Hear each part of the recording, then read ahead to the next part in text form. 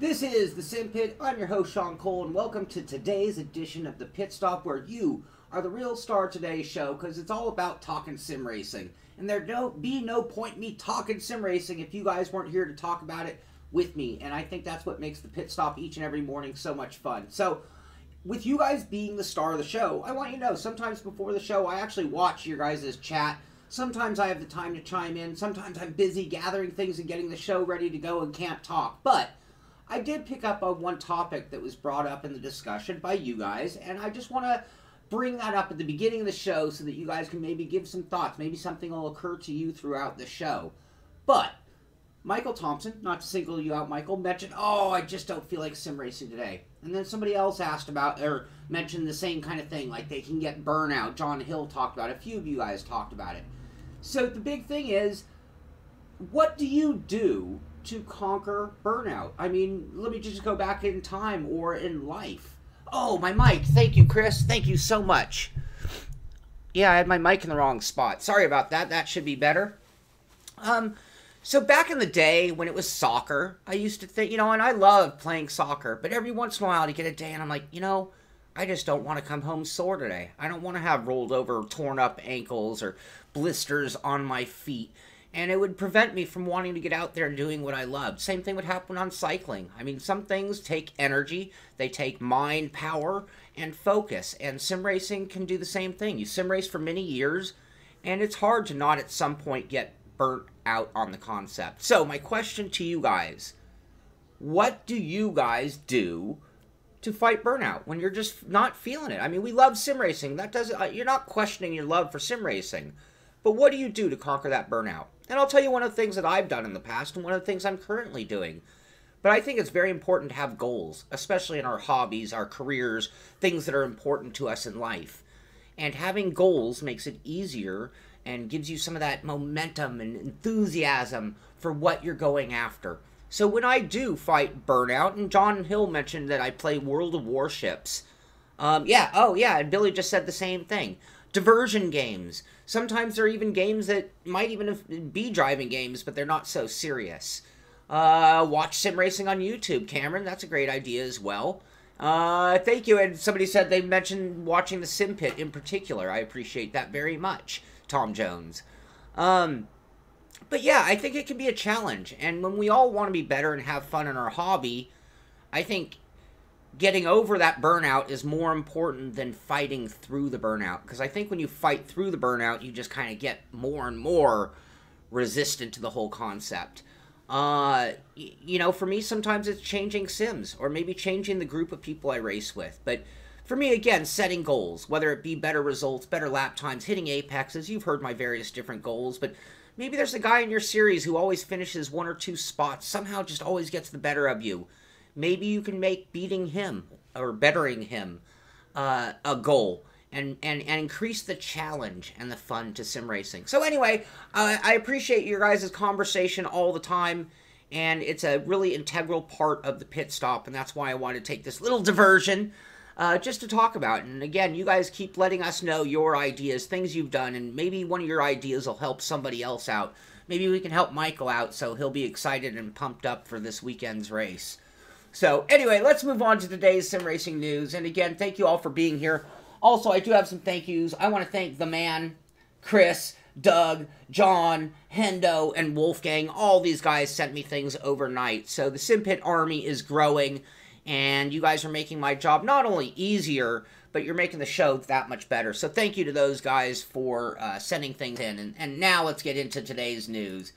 Starting off with Forza, not a big deal, but they do have a 40% off on Horizon 3. They have a whole list of games. As usual, all the links to all the things we're going to talk about, other than Burnout, are at thesimpit.com with today's show. So you can check them out for yourself, follow along if you need to. But at this, you can go to that link to it, and it will give you a full list. So right now, you get Horizon 3 for $29.99 versus $49.99. Deluxe editions from $89.99 down to $44.99. So if you've been itching to get your copy of Forza 3, good chance to take care of that right now. Are you kidding me, Kevin? That is the worst news of the day. Red Dead Redemption delayed until October 26th. I was depending on that to be one of my diversions. Oh, that's killing me. David, we're going to talk about that. I have a couple takes on that topic right there. We're going to talk about that later in the show. A couple images from iRacing, and I was trying to get iRacing news. Let me see if they've gone back online. They're doing one of their Thursday updates, and it looks like they have. So now we're going to have to see if Sean can be really slick and get the story that he was looking for. I might just have to report it to you because I don't like being sloppy. Actually, there it is. So we'll bring that up right now, actually, since we're talking iRacing. But here are some images of Clint Boyer's cars that have been scanned.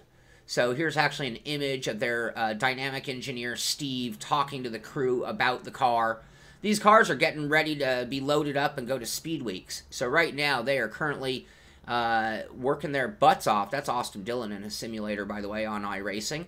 But this is all at the iRacing Twitter feed. And more cars, more content, more associations with real-life drivers, which is going to benefit all of us well. Oh, I'm hearing an alarm, a car alarm. That means the dog's going to be an alarm in a moment. But here's Clint Boyer. I believe that's Clint Boyer driving some dirt in iRacing. These affiliations are going to go a long way, though. This is the kind of stuff that is going to continue to grow our sport, build new fans of sim racing, and get more people in the door racing with us, which will be great, and more content perhaps coming to iRacing. You can see iRacing is certainly doubling down on the oval Americana racing, which is good and bad. I mean, it's great if you're a circle track fan, and for us road lovers, I think we're feeling a little bit of a drought at this point. I love both, so this is good for me. I do tend to do a little more road racing than oval, though. Next up, RFactor. This is at their Twitter feed, RFactor 2, and they have their next roadmap update. So they have a video to go along with it. And what is cool, there are a few cool things, but they are, I'm going to mute this because it's going to bother me, but performance updates, content updates, new HUD enhancements, and then this is a big deal too, Kart Sim, which is going to release very soon on the consumer version on Steam, incorporates the RFactor engine, which also means, and they're making it so that the content is actually cross-compatible to an extent. So that will be very cool and sort of an expansion of what we might see in the future from RFactor 2 type sims. So when you think about like Automobilista and other things, it might make it a little easier for some of that content to be transferred over depending on your base sim. Added third-party support and laser scanning they're talking about. They scanned their first track with LiDAR, and they will not tell us what track just yet. So we're going to have to tune in and stay on top of them to find out. But RFactor 2, we've been talking about how much they are moving forward, and I think it'll be very cool. Yeah, you might want to check out, they actually, here we go, the screenshot of the day. There it is, boom! That was our screenshot for today's pit stop right there. So anyway, a lot of cool stuff going on at RFactor 2, and that's good for all of us. Yesterday, we talked about RaceRoom and the release with some enhancements to the game in addition to Road America. On top of that, they're actually releasing a third layout for, forgive me, Lausitzring. So apparently this is already in the game. 2 different layouts. They've added a third layout, just another enhancement. And this is free if you have the other layouts already. So it's sort of an expansion on what's already there. Yeah, it'd be nice if iRacing did so. I'm sure they will, being that they are pushing so hard. And we saw and talked about yesterday the affiliation with NASCAR and the 6-digit incomes that are going to be happening in the esport world for NASCAR. I'm sure having the exact cars are going to be extremely important to doing that with NASCAR. NASCAR can be a little touchy about representation of their stuff. John Hill, RFactor 2 was and has been tested on Sim Racing System. The problem is that RFactor 2 is doing so many updates right now, and they don't always tell the third-party vendors. And perhaps when we see down here at third-party, maybe this is something that might change that and make it easier, streamline the process for updates, allowing third-party developers to move with the sim, not just get an email from 100 upset clients telling them that it's not working. Let me get a swig of coffee. Excuse me. Pardon me.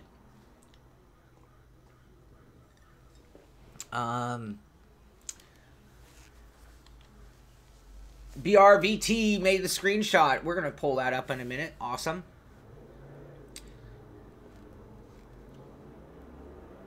Yeah, that's a great point, Chris. The slight subtle differences, and sometimes it's not even what we see as much as that it might actually drive improperly. Thank you, Falcon. Thank you very much. What's the pit stop? The pit stop screenshot thing. I just mean today's show. So the thumbnail for today's show was an image from that video. So if we go back, I think it was about here, right there. That is the screenshot of today. That's what I was talking about there. All right, we talked about this. Next up, Codemasters. This just struck me as funny, and I'm not that pumped up about Onrush, but I am gonna play it for sure. So their big announcement is that they have an FAQ that has come out to answer some of your questions. And the reason I bring it up is this gave me a little chuckle this morning, and I'm sure they're gonna fix all of this, but. So here's their, their link to their FAQ. PC release. It's coming on a later date. Xbox release. Yep, coming on a later date. You can order a physical copy here or here, but that doesn't tell us much. Gameplay footage. We have a lot of footage that we're desperate to show you in the coming months. Technical specs. Full technical details will be revealed at a later date. So my point here is... They sent, oh, I'm sorry, thank you. Here it is. So, we are at Codemasters Twitter. And that's where we had a link to their article taking us to their FAQ. And when you get to their FAQ for Onrush, they have all of these headings, and every single one of them is coming soon, coming soon, coming soon. So, I don't know, I think they jumped the gun a little bit, sending us to their FAQ. I always call it a FAQ, like facts, but it's actually FAQ, frequently asked questions, if you don't know what that actually stood for. So anyway, Sean, why is everyone yelling my name? I think I've corrected it. I think I corrected it. We're all good. We're all good. Thank you. Next up, I'm going to stay on this, and I believe tomorrow is when we can watch. They didn't announce the time, so we're going to have to figure it out. The online ROC portion of the competition, but look at Lucky Rudy. Here he is arriving in Riyadh. Here he is in the car, getting ready to do some practice in the ROC cars. What a dream, man! I would pay so much money just to go drive that track and drive those cars, and to have the who's who list that's down there on the paddock would be just icing on an incredible cake already. Big Belly, yes I am. I'm running the Pacific race, and I am running in the Audi 90. Yeah, Tom, I always thought, and somebody corrected me, and I'm like, well, I like what I call it. Facts. That's what it is. It's the facts. Just the facts. But I understand the acronym. I think that's the right word, acronym, right? Anyway, good luck to Rudy in this, and good luck to our other 4 ROC competitors to get their spot in it, and hopefully the sim racers will hold their own against the real-life pros, and a little better than pros, real-life champions. Next up, another one of these images, one of these places. If you're a huge fan of Isle of Man, if you watched every mile of this race year after year, you know the important corners. You know what they're doing when they're doing these 360 photos. Not only are they showing you the graphics and how it looks, but they are showing off very particular spots of the racetrack. Yes, I'm also going to run Bathurst. I've been invited once again to run with ACR Avid Chronic with Mitchie and the gang at Bathurst, and I'll be very honest with you. I'm a little afraid for Bathurst. Sorry, Mitchie. Have fun on your stream. I'm going to talk about what's going on today, so good luck over there. You can type in what you're going to be doing, and I'll be wrapped up with my show pretty quickly here. But I lost where oh, Bathurst. I'm very afraid of Bathurst. It's so easy to make a race-ending mistake there. Daytona, Mitchie, my quote with Mitchie, I trust my skills at Daytona. yes, I will be streaming the race. I'm still working on which version of the stream. Will it be first person or third person? I'm working on that still. But yes, it will be streamed at 6 p.m. Saturday night Pacific time, 6 p.m. Pacific Standard Time. And Michael here in the chat needs to get psyched up if he's fighting burnout. It's a big, big race to kick off the season at Pacific Majors. So looking forward to that. Anyway, TT Isle of Man, you know I'm looking forward to that. Ah, this was sent in. This is great. I've seen this before, but we can say what we want about Sims and what they can and cannot do. And this, to be honest with you, scares the life out of me. And obviously, we don't need to roll upstairs. Can you imagine if you crashed and it did actually start rolling your car upside down as you tumbled down the straightaway in a sim racing wreck? I've seen these types of sims using these robotic arms, and it's a pretty great concept. Maybe not the ultimate in terms of quick reaction, like we'd want to use a simulator for the purposes of being potentially faster, but talk about a ride of a lifetime. Anyway, I thought that was very cool. Yeah, it is a real vomit comet. There you go, Tom. Absolutely. Anything is possible, B. Carl, and that's the beautiful thing. Although, what, we have two, we have a GRC and a WRC. We have Solberg, and I can't remember the GRC champion's name in this, and I think it is definitely geared towards those guys over the traditional racers. Yeah, no coffee mug there. Too funny. Absolutely. All right, I got to keep moving. We're only about like halfway through, and we got a lot to talk about. So, I've heard you guys talking about this. Formula One grid girls are gone, and we all know why. And at the same time, as much as we all know why, and why? Because it's sexist, because it's putting women on a different scale. Here in America, we've had a lot of sexual harassment problems. The leveling the playing field between men and women has been a strong topic. That's why grid girls are gone, just to be perfectly clear. Now, so just in contrast to this, and this is something that I've always thought, I mean, this is a pretty innocent crime, if you want to call this a crime against women. None of these women, they're all voluntarily doing it. Nobody's doing anything that compromises their morals. So to me, I don't know. Racing is a predominantly male-spectated sport. I don't think women mind seeing the grid girls either. I think it's it's just a social statement. I don't think there's a huge outrage over grid girls. Anyway, but to take the point one step further, here's a post on Facebook from Hannah James, who is a grid girl, an umbrella girl, a trophy girl, whatever you want to call her. And it's a whole article of her talking about how much she loves her job. And so you can say what you want about sexism, but these women are paid. They are in the limelight. They are cherished. They are, you know, and most of them do other things. This girl's talking about working through college to get a degree in social work. But, you know, it's not just a sexist use of women. So, I don't know. I mean, grid girls aren't really that common here in America. Trophy girls are, but it's not. I don't know. I don't know if I'm necessarily in agreement. I understand why. I understand the concept, but maybe let the girls protest being used or not showing up for work as the reason to stop such a thing. Thank you, Ellis. Thank you very much. Yeah, women can do anything and everything they want. This girl, who's very pretty, by the way, she doesn't have to do that. This is a choice. And even more of a choice than other things. And I again, to be fair, they're taking the extremes and working their way to the most innocent version. But, you know, you have... I'm not going to take it in a negative turn. You guys figure it out on your own. But ultimately, I don't really understand the big push behind this. So, there you go. There's my 2 cents. There's my rant of the week.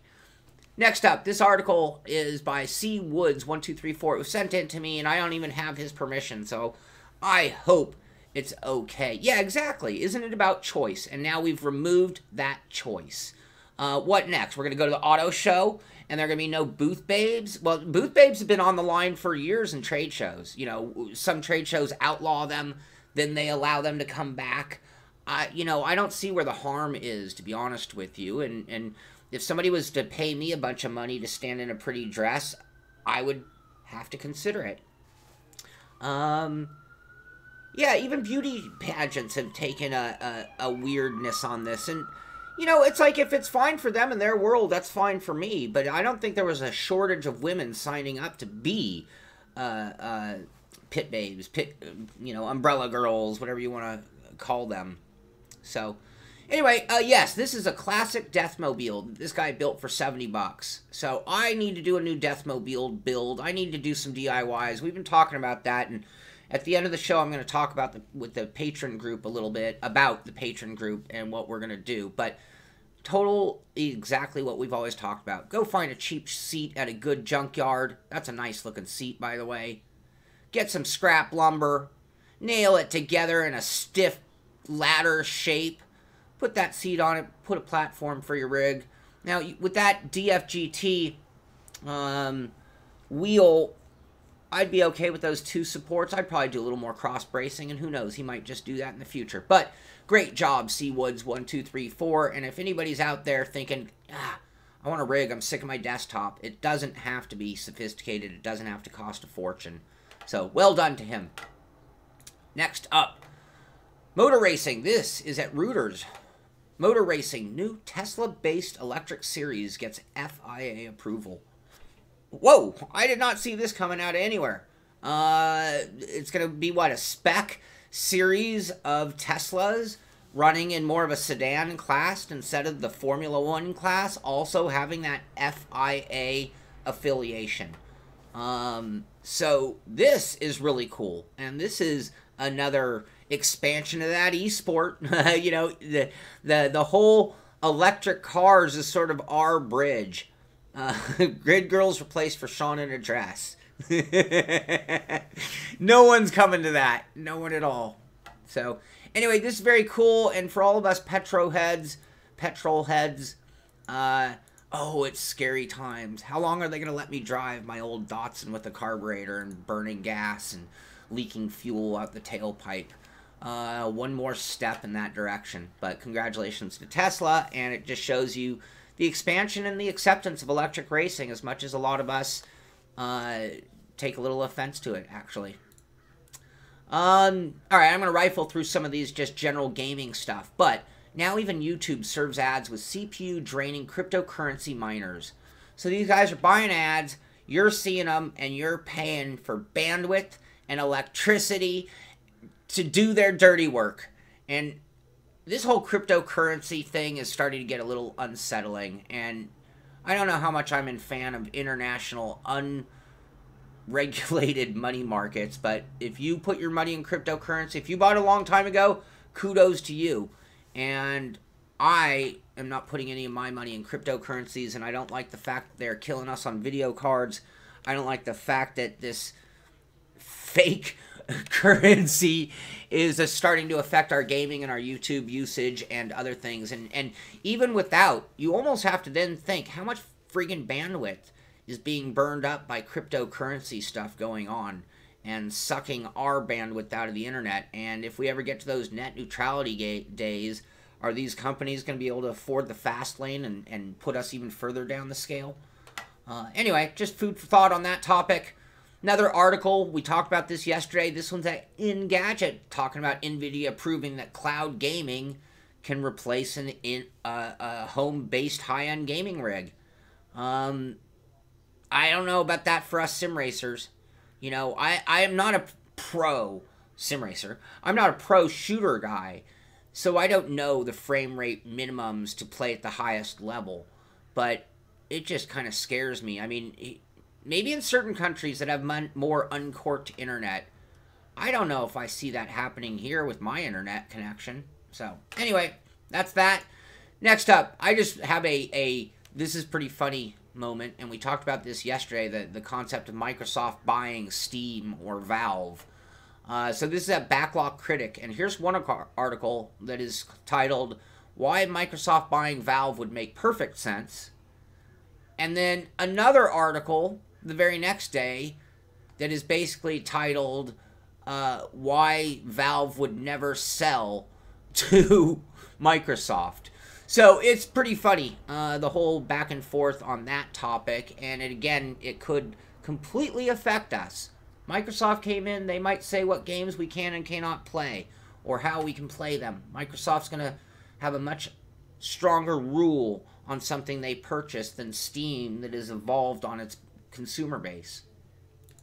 Next up, Rocket League Roadmap. I'm not going to dwell on this, but if you're into Rocket League, they're giving a little roadmap, just like RFactor, talking about things that are coming for February. Competitive Season 7 begins, rewards for Season 6, new crates, new RLCS fan rewards, tournament beta, things coming for March, into the spring. So they're giving you an idea what's going on, and when we look at Rocket League being, you know, doing pretty well in eSport from what I'm seeing. This game you're going to hear more and more about, and it's going to be making some gamers a lot of money, and, you know, at least it does have 4 wheels. I don't know if it's it's not very grounded in sim racing or reality, but it is 4 wheels, so I speak of it.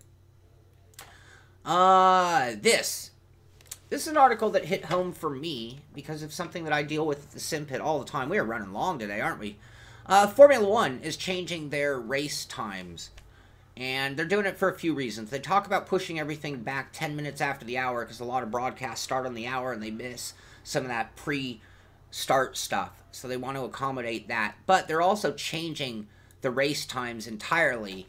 And I think what they're doing is trying to go after a more international audience. I mean, here in America, at least, and, you know, not that we're a huge...